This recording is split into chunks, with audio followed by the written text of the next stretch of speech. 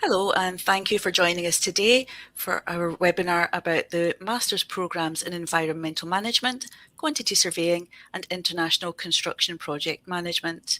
We're joined today by Dr. George Loumakis and Dr. Kenneth Lawani, who will be discussing information about the programme and the learning experience here at GCU.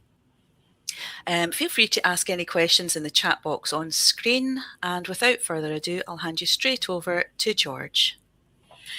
Hi everyone, I'm George Loumakis and I'm the program leader for the MSc Environmental Management here in Glasgow. I have a quick presentation for you so you can get to know what the program is and so on. I'm joined not online today, but with my colleague Luca, who is the program leader for the program in London, because the program is on offer at two separate campuses.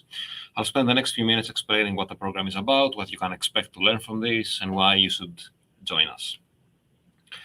So first and foremost, you might have heard that the university is called the University for the Common Good, because effectively what we're trying to do is we're trying to create a better environment, a better place, a better everything around us. And I think we're doing a good job when it comes to this. So the university is made from three schools. We have the School of Health and Life Sciences, we have the School of Business and Society, and we have the School of Science and Engineering. And the MSc Environmental Management and the other MSc that Kenneth will talk about later on are housed in the School of Science and Engineering. The overview is that we're trying to effectively create global citizens, people coming from all over the world, because we're all trying to solve global problems together. One of the most common problems all of us are facing is climate change and environmental issues that come along with it. We have issues accessing energy, we have issues with waste management, we have issues with water management. And what we're trying to do in this program is teach you all the necessary skills you need so you can then go everywhere in the world and conduct good quality work when it comes to managing your environment. Our cohort is mostly international. Our current cohort is 98 students, with a vast majority of them, I think around 90 of them, being internationals from all across the globe. Currently, we have students from Ghana, Nigeria, Kenya, Pakistan, Bangladesh, India. I've mentioned Ghana before. South Africa, we have Greece, we have Germany, and some of the students that recently finished come from the US and Colombia as well. So a very wide international audience. The program is accredited. We are accredited by ISEP, the Institute of Sustainability and Environmental Professionals. You might have heard of this institute with its previous name, AIMA, Institute of Environmental Management and Assessment. They are effectively the body that regulates how this degree is delivered. If you are accepted to the MSc Environmental Management, you have the right to become a student member of ISEP for free. Therefore, that gives you access to all of their training seminars that they will have, all of their documentation, access to webinars, access to conferences, and things like this. Now, I think that the strength of our program is the fact that it is very interdisciplinary. Most similar programs out there are either focused mostly on engineering or science or business backgrounds. This incorporates everything. You will be learning things about science, you will be learning things about engineering, you will be learning business management strategies, all of them have to do with environmental management in its core. Because at the end of the day, you're not studying an MBA, you're studying an MSc in environmental management. And this is exactly what we're going to be delivering to you. It has a very international appeal, not only from the students that come here, but because the problems we're trying to solve are very, very global. Effectively, if you can think of any place in the world, they will have issues when it comes to either water management or waste management or energy management or general issues with the environment. And these are the things we're trying to solve at this MSc. Our graduates are employed in various organizations. They end up working in regulatory bodies, in government organizations, consultancies, industry, NGOs, and so on. And because of all of that, we frequently have speakers coming to you to speak from the industry or us conducting industrial visits. Many of our current graduates are working in water companies, energy companies, waste companies, consultancies, and pretty much everywhere that you would require an environmental professional to work in. We offer 14 TOT modules. For the duration of your degree, you will have to complete 8 modules, of course. You will have 4 modules in your first trimester, 4 modules in your second trimester, to be followed by a research project. As you can see, our modules are very wide, very varying, and the actual content on them varies from very heavy technical side, such as renewable energy technologies, building energy technologies, to software simulation, such as GIS and environmental management, to softer skills, such as climate justice, and anything in between. Out of those, all of the students will have to do 2 core modules: management of safety, health, and environmental project risks, which is available in trimester A, and investigative skills and professional development, which is available in trimester A. Then the students can opt to choose a specific specialization. For example, if you take the energy core modules, you will end up with the MSc Environmental Management parenthesis energy. If you decide to take the core water modules, you will end up with a water specialization. If you end up take the waste modules, you will end up with a waste specialization. Having said that, you don't need to choose specialization, and all of the modules are free for everyone to take. So you can take one from energy, one from water, one from waste, one from the general ones, and so on. What you do is completely up to you. So effectively, with the exception of the 2 core ones, you have a choice of 6 modules across the other 12 that we have. After you have completed your modules, you will proceed to do your research project, which can either be a normal research project or a work placement project if you're already working on the field. The program lasts for 12 years, for 12 months, not years, if you start on September, or 15 months if you start in January.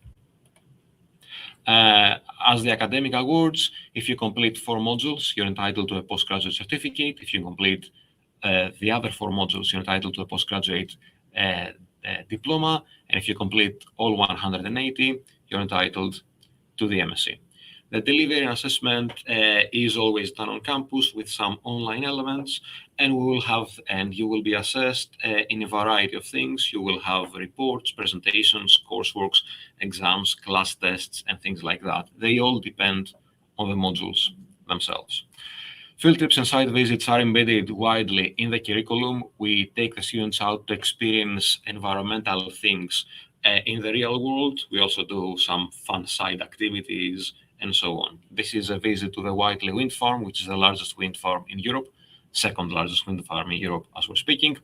This was a Cayley we had, which was a traditional Scottish dance. This is a visit at Thames Water down in London, and this was an industrial visit from Traqua. Traqua is a Belgian company making flow meters and other environmental monitoring equipment, and they came on campus and they were showing to the students how these things work. I think that the MSc that we're offering is very, very good, very high quality, given our excellent track record of past graduates and where they have been working. I'm willing to say that you will be in very good hands. If you have any questions, please fire them at the chat, or if you feel like emailing me, my contact details are here. I will now log off and pass on to my colleague Kenneth Lawani, because he will be talking about some other MScs on offer. Thank you very much.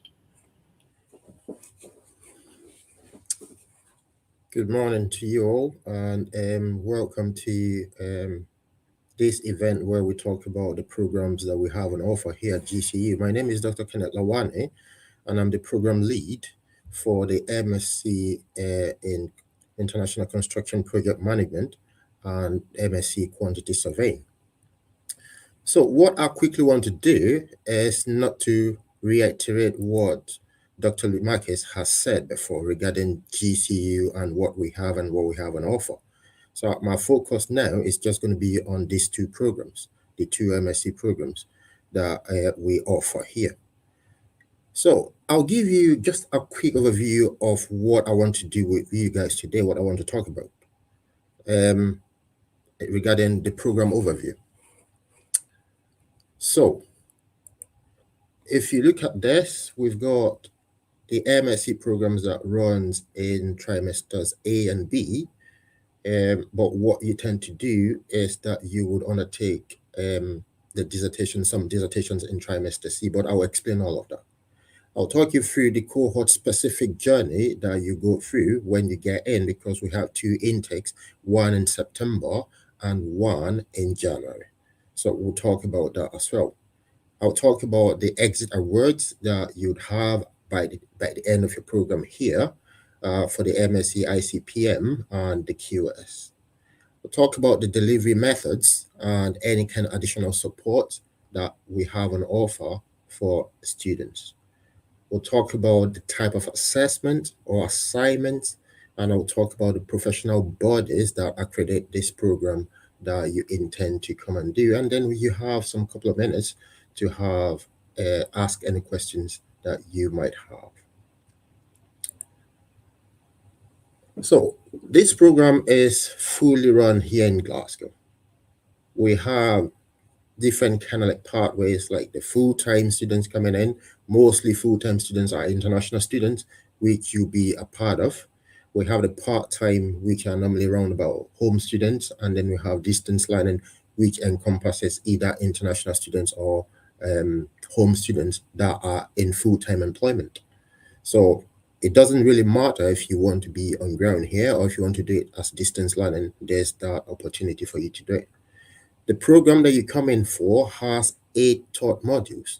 The 8 taught modules will be taught over the 2 trimesters, trimesters A and trimesters B.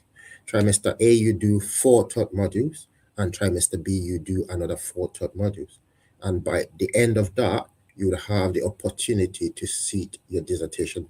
And that is where I have this dissertation written down here as something you can do in trimesters A, B, and C. And I'll explain why these variations happen. I'll explain the program-specific modules for International Construction Project Management and for Quantity Surveying as you come in, and the shared modules that you undertake in the course of this program. So let's zoom into the lens of the International Construction Project Management program here. You've got 8 taught modules. Within the 8 taught modules, you have the ones that I've highlighted in black. These are the core modules to students that are in the pathway for International Construction Project Management. So the 3 black ones: Management of Safety and Health, Sustainable Design and Construction, Strategic Management in Construction, will be your core modules. If you flip it, the ones in more or less amber, if you want to say I'm colorblind, are 5 other modules that you will undertake. These other the amber coded modules are shared with the students that are undertaking the quantity surveying program. So that means there is a mix of interaction between students that are studying for their ICPM and students that are undertaking their program in quantity surveying. At the end of the program, you would have the opportunity to undertake a dissertation. And I'll explain the rationale behind undertaking a dissertation or not, but that will come into play. But one of the things you see here is that individual modules have a credit of limit of 15. So by the end of you completing your 8 taught modules, you would have accumulated 120. And your dissertation, which is 60 credit, will top it up to 180, which earns you an MSc in International Construction Project Management. Let's look at the other end. For the MSc Quantity Surveying, the 3 core modules in black are Design Economics and Cost Planning, Construction Technology, Quantification and Costing of Works. The other color-coded ones, the orange one or the amber one, is the ones that you have to do that are shared. So these shared modules are very kind of like interlinked with the International Construction Project Management program. So you come in here, you have though 2 different cohorts, but you have a mix of students with different abilities doing more or less the same things together over the course of the program. 15 credits for every individual module. You have to accumulate 180 credits to be able to get an exit award, which qualifies you to have an MSc. I'll talk about some other issues, or I can answer that in questions too, but regarding what it takes for you to clear all your modules in one go, and if you fail some modules, and how you have to come back to do resets. But that I can explain, or I can take it in question and answer format. So if you're coming in, the two pathways that we've got is the September start. So when you start in September, between September and January, you do 4 modules. And between January and roundabout now, which is end of April, early May, you do 4 other modules. So over the summer months, you will be undertaking your dissertation. So like students that started in September of the other year will be undertaking their dissertations roundabout now, starting right now to finish off in August. And then they graduate in November, December of 2026. So if you start as a full-time in January, you enter into the program in trimester B, you do 4 modules. Trimester C is not a teaching trimester. This is when you have the opportunity to mop up any failed modules that you've had, and then you can continue into the next Tri A, you complete your 4 modules, and then you go straight into the dissertations. For the part-time students or the distance learning students, they follow the same pattern, but they do it for longer. Those that start in September will do 2 modules as opposed to 4 for full-time students. They do it like that, and they do it over 4 trimesters, and then they finish off with 2 trimesters for their dissertations. The same way for those that are coming in January. They start in Tri B and go through this process.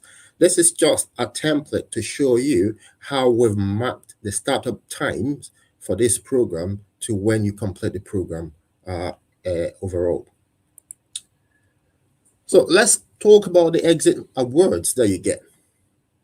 I did say that the 2 programs have 8 modules with 3 that are shared. Each module is allocated 15 credits. The dissertation the weighting of the dissertation is 60 credit points. So at the end of the program, when you complete all of that, you have 180 credits, and that qualifies you to have a Master of Science in either International Construction Project Management or Quantity Surveying. If you decide to exit with 60 credit points, that means you would have done just 1 trimester where you've passed 4 modules, and you earn the 60 credit points. What you get is a postgraduate certificate. To be honest, every international student or any student that's coming into this program, I always say to them that the end goal is for you to come in here, have an MSc, and go out of this 4 walls of this uni and make an impact in the construction organizations out there in the world. So this idea of exiting with a PGC, there's nothing wrong with it if that is the plan you've got. But when you come in with an MSc, ensure you finish with an MSc. So if you have 120 credits, you have a postgraduate diploma. That means you've passed 8 modules, but you've opted not to do the dissertation. And like I explained earlier on, the whole credit points to earn your 180 earns you an MSc in either of the programs. How do we deliver? So we deliver on campus here. We're now in the post-COVID era, so we deliver face-to-face. Materials are available on GCU Learn, or what we still call the Blackboard. There are additional support that is made available to students. Within our school, we have the Learning Development Center for Glasgow students, where they support you and mentor you in your writing abilities. Let's take this. If you've been out of school for maybe the last 2 years, definitely you'll be a bit rusty in the way you write and in the way you logically put things together. So we have support mechanisms in place to help students that are in that kind of like state. And the LDC will put measures in place to guide you and mentor you. As you progress through the program, we ensure that we take you through a process of research methods where you understand the methodology that governs the research or the dissertation that you want to do, and then any other support from the supervisors will also be made available to you. We have other resources such as the library sessions, which George talked about as well. We have the GCU Go, where students that come in, we signpost them to just have a look at the GCU Go, where the enormous amount of information that you require to know exactly what you should be doing or what you ought to do is readily right at your fingertips. You can have access to them. We have the information services that are always willing and able to help.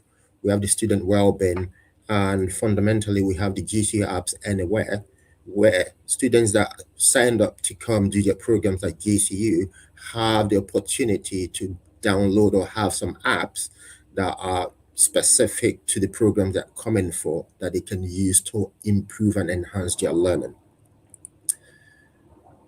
For the course assessment or assignment, we have coursework. We don't have a written exam where you sit down and actually formally write an exam. So most of our assessments are coursework based. We have online discussion boards. We have maybe some software-based exercises, like if you're using CostX or things like that. We have assessments that could be case studies, that could be reports. We have online tests, and then the final one is the dissertation, where you have a 15,000 word written down to explain the rationale for what you intend to research, or what you research upon, and all of that. So this is a method of how we can assess our students over the course of the program. Our program, most importantly, are accredited by professional bodies.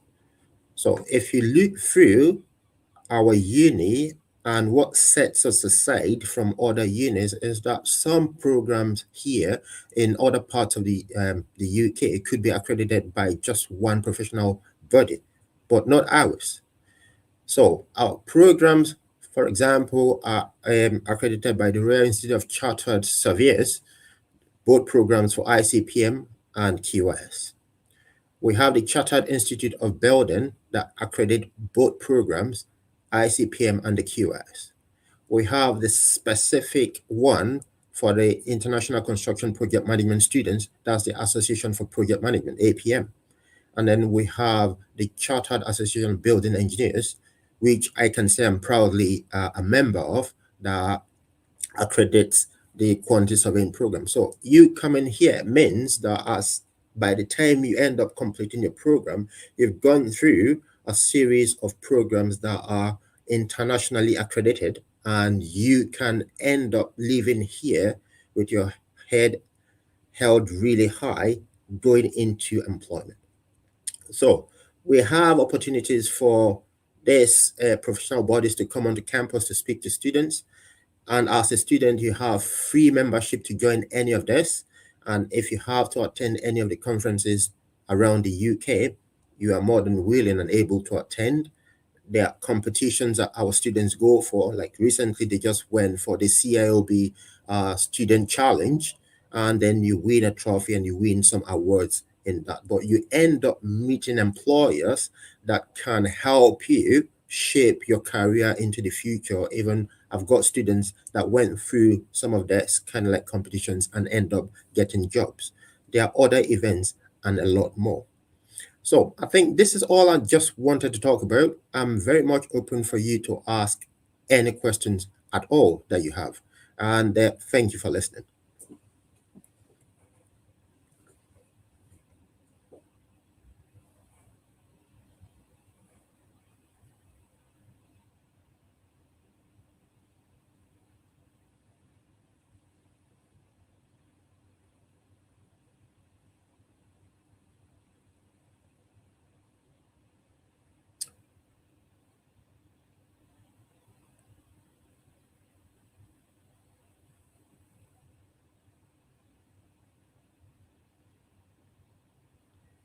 Jenny, is there any question at all? Hi, we don't have any questions in the chat box yet. Right. We've got a few people in attendance, so if anybody has anything they want to ask our presenters, please do go ahead and pop those in the chat box. We'd be happy to hear from you.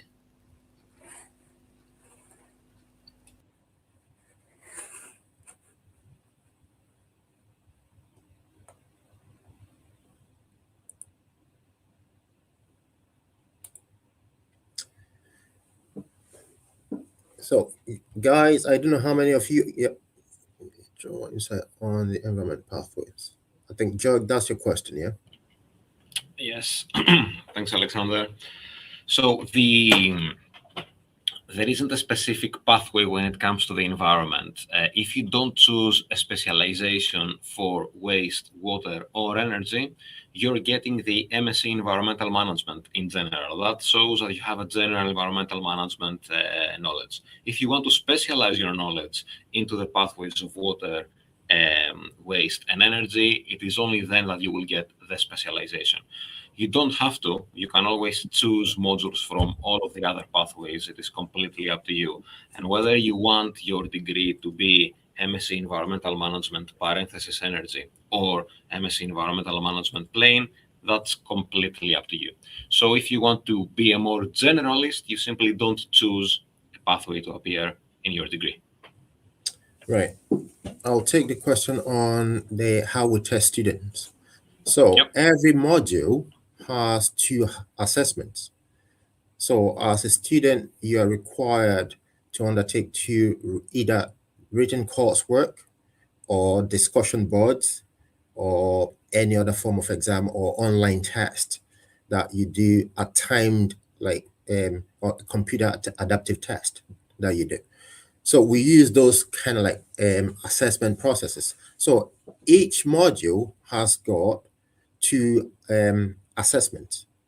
And for you to pass the module overall, your minimum mark would have to be 50%. So that means for every assessment you do, you'll be marked over 100, and the minimum grade you should have is a 50%.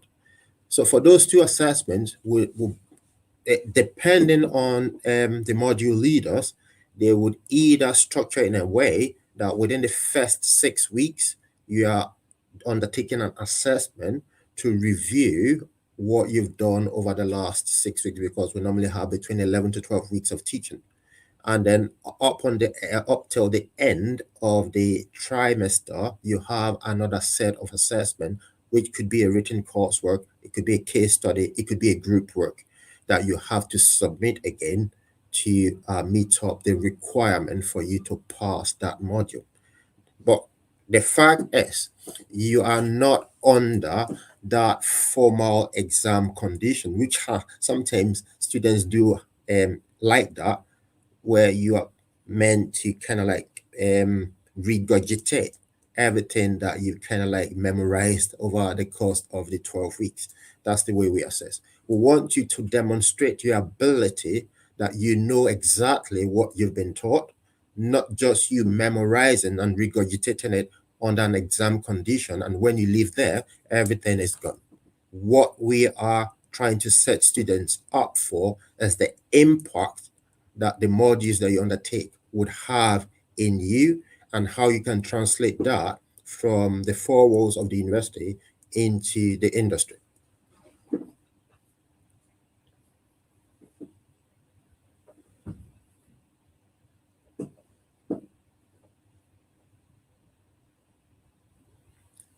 So I believe that answers your questions, yeah? Thanks, Kenneth. We don't have any more questions in the chat box, and we're about out of time. So before we run out of time, we've got one more question from Alexander. You said something about picking from other pathways modules. What if you want to go specialise in one, let's say energy pathway? How will you go about it? Alexander, if you want to specialize in a pathway, energy, waste, or water, you simply have to choose all of the modules available with that discipline. So for the energy pathway, there are 2 modules. You have to take these 2 modules. So your program will have the 2 core modules that everybody else has.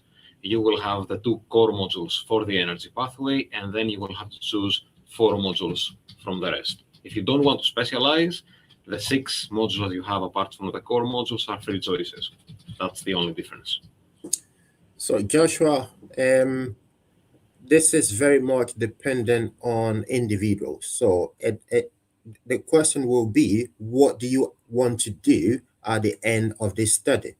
That will determine if you would prefer to go for the ICPM, if you want to become a fully fledged construction project manager, or if you want to become a quantity surveyor.